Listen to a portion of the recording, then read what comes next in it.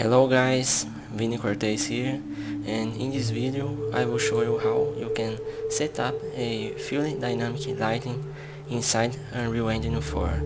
So let's get started by creating a new project, and we will be using a games template, a third person template. Also, we want the start content. Let's name this dynamic lighting tutorial.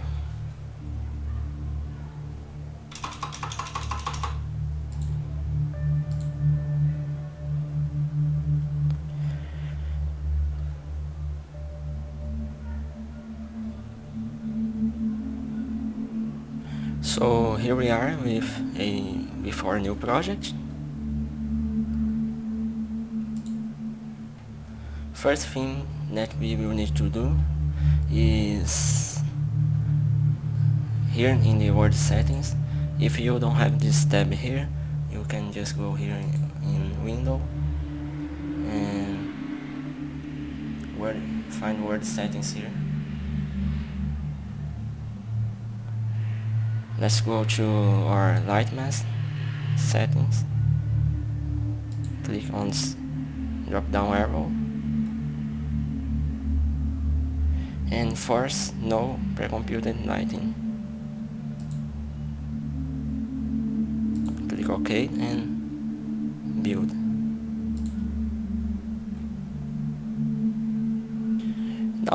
Now with this option enabled, we can't use static lighting anymore. Also, let's go to our project settings, and here let's search for mesh distance, and let's click here on generate mesh distance fields.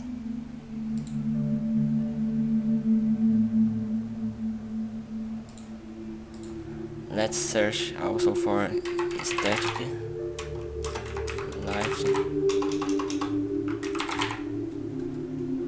and let's disable allow static lighting.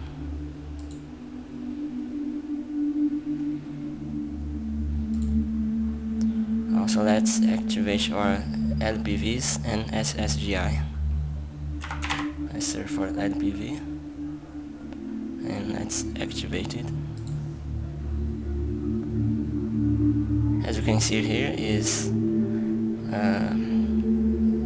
it requires a restart, but we also need it's better first that we activate our SSGI.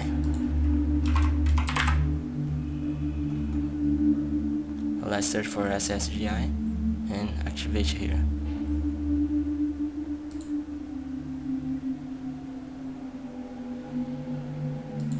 And now we can restart our project.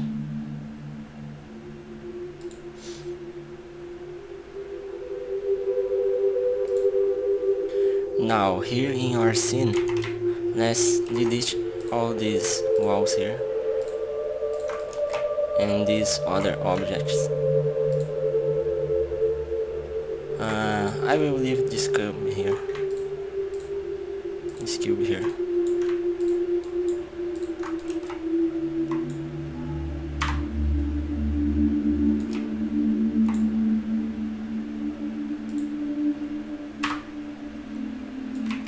Let's also delete our atmospheric fog.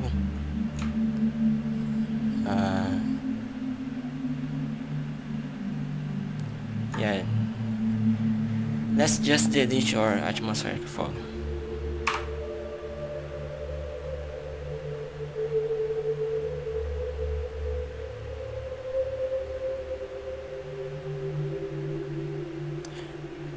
Also, if you are trying this in your own project, already created project, make sure your post-process settings is set to infinite accent unbound.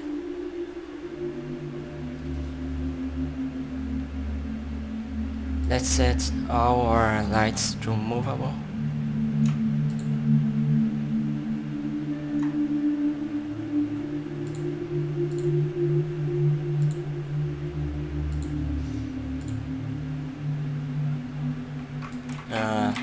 As you can see here, we have some strange shadows here in this object, but we will fix it in a minute. First I need to show you some other technical things.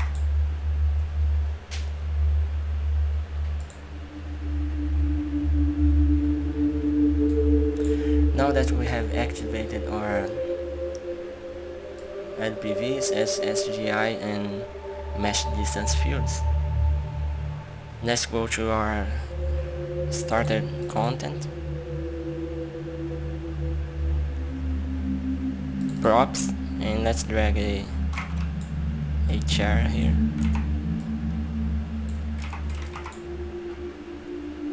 And a table.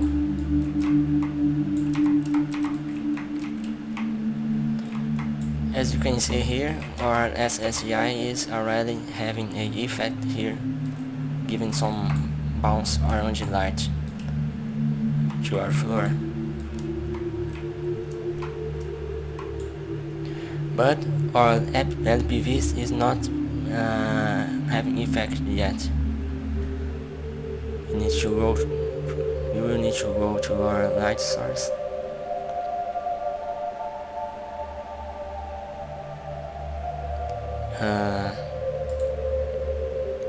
And activate a option here called Dynamic Indirect Lighting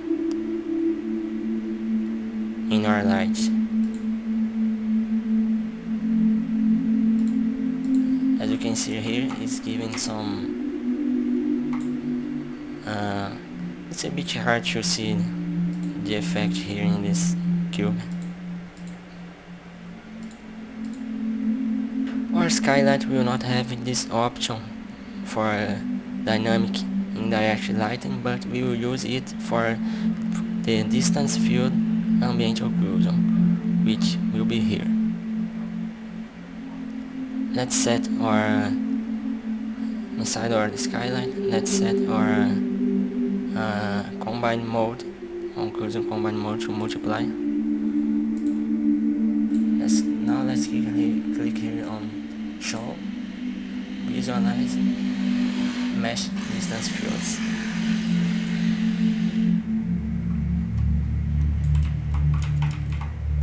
As you can see here, the representation of our chair is not very accurate right now. And the same here with our table. To fix that, we need to go to each model and increase a specific option, which I will be showing you now.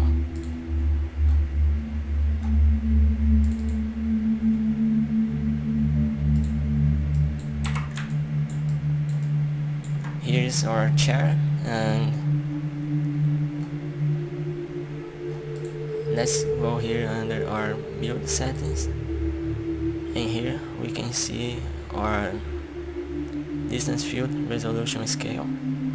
Let's change this to,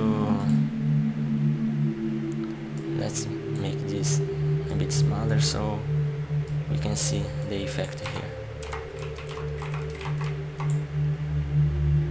Let's change this option to 12 and let's apply. Now here you can see the representation of our chair is pretty more accurate. That's why when we go here, and that's the reason we are seeing these strange shadows here in this cube.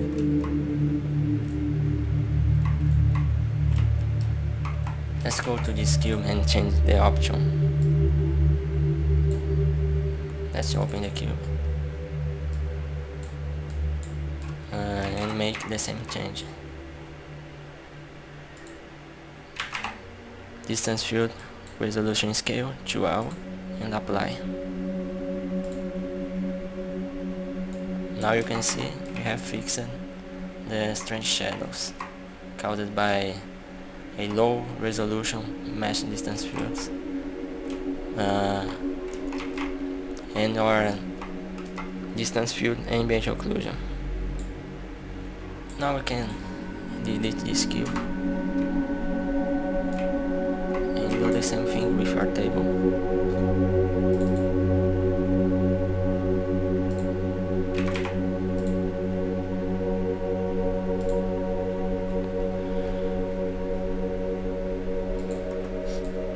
Also, let's go here to our meshes, our props. Maybe it's here in our shapes, and let's drag this shape cube.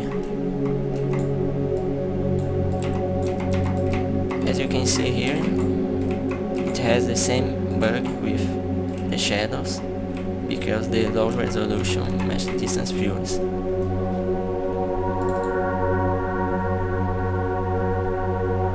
Let's increase it.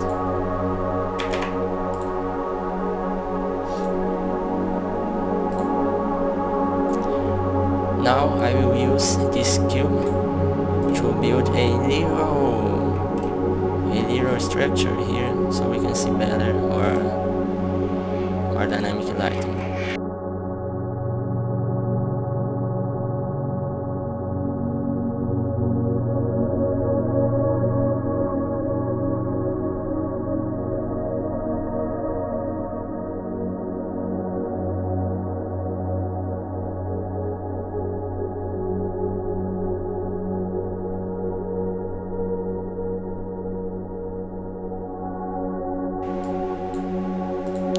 Let's go here to our post-process volume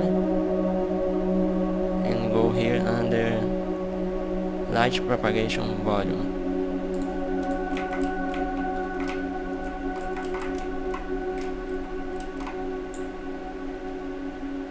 Let's open the advanced here too, and let's change this to 2.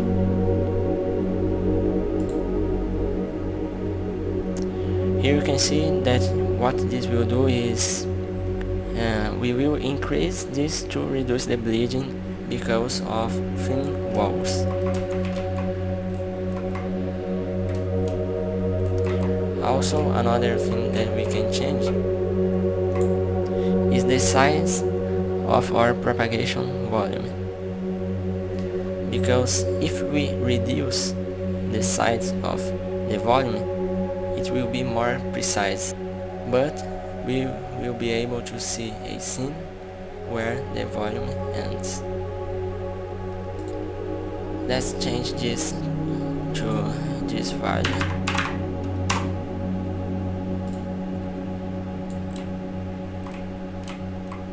And here, let's make some adjustments to our light.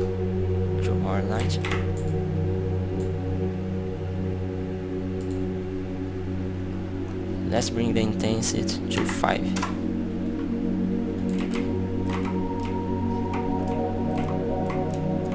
To see the effect.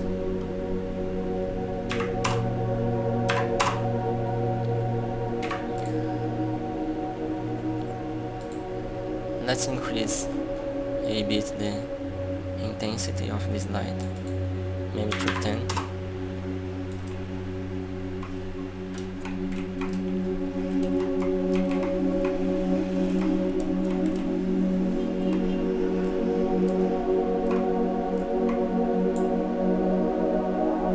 Let's go to our Skylight and set the max occlusion distance to the max value. Let's do the same here with our exponent.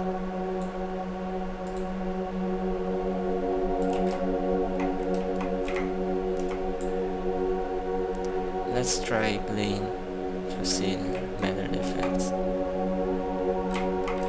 Here you can see our occlusion effect.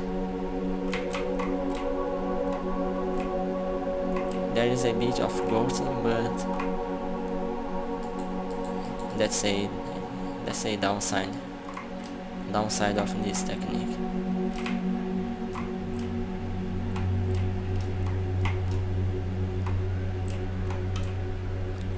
It's not perfect, but I think we increase a lot the quality of real-time projects.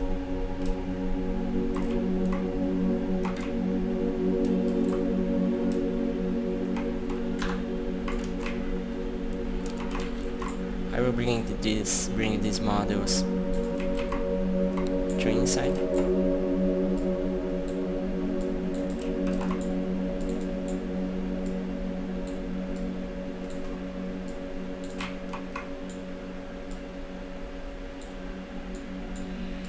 Let's make more holes in the wall,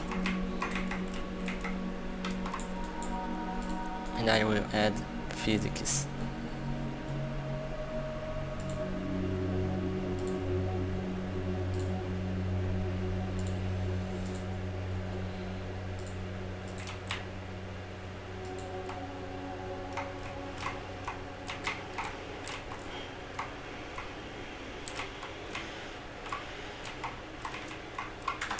Another thing we can increase to make these metals look better on the share,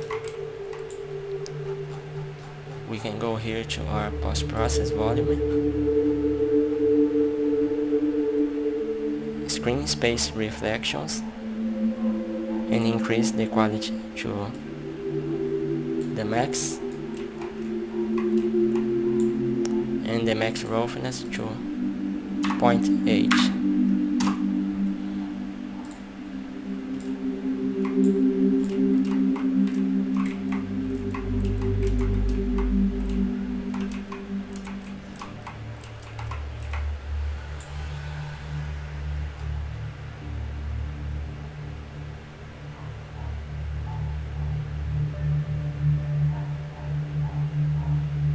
Let's also change this to 5, this other fade range.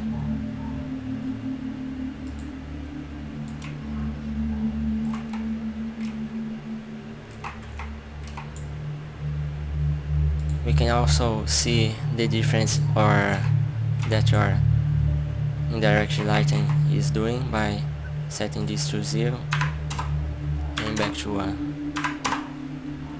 Here we can see the SSGI effect. The LPVs is not changed by this option here.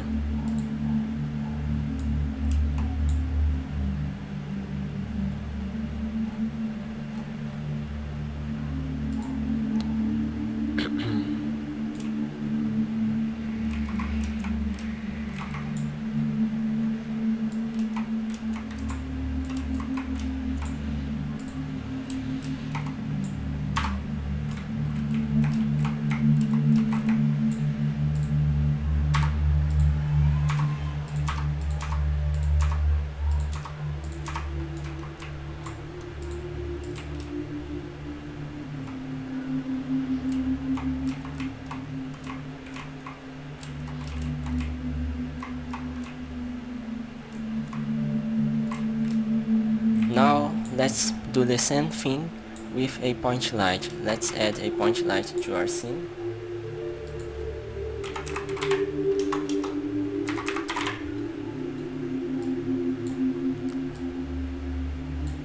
But now let's change this point light to have a soft shadows, real-time soft shadows for this point light.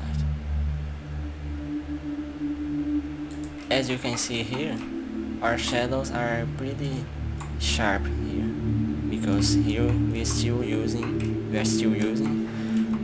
cascade shadow maps. Let's go here to our point light and activate distance field shadows,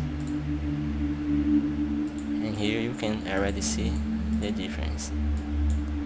I will disable snapping here, to move the light a bit better. Let's deactivate our directional light for a moment.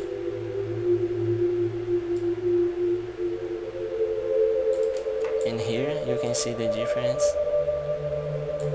between the cascade shadow maps and our distance field shadow maps.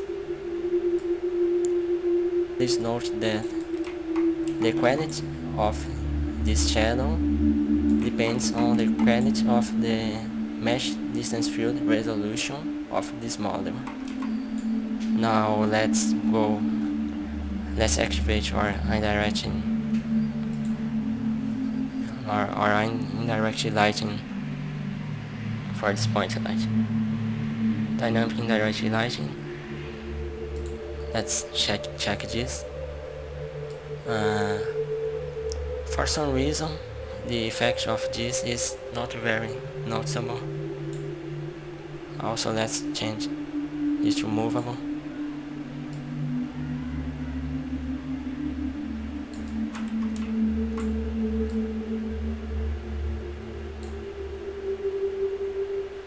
Let's click here on play.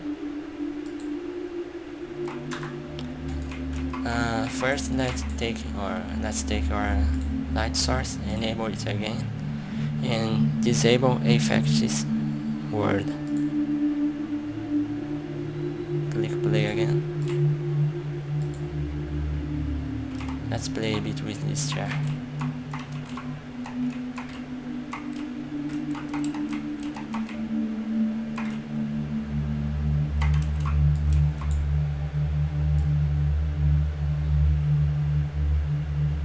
Also, we can control how soft the shadow is by going here to our point light and changing our source radius.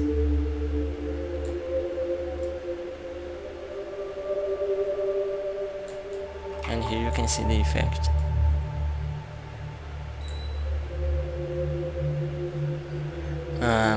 We also have the same option here in our directional lighting, but for some reason this is not making any effect here for me. I already tried to search in forums why this is not working, but I didn't find it. But maybe this can work for you.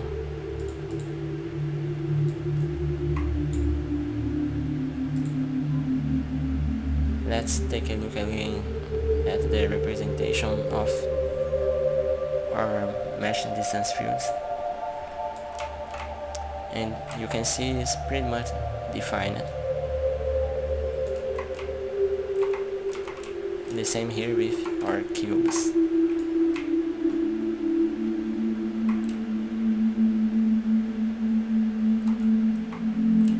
So that's it for this video.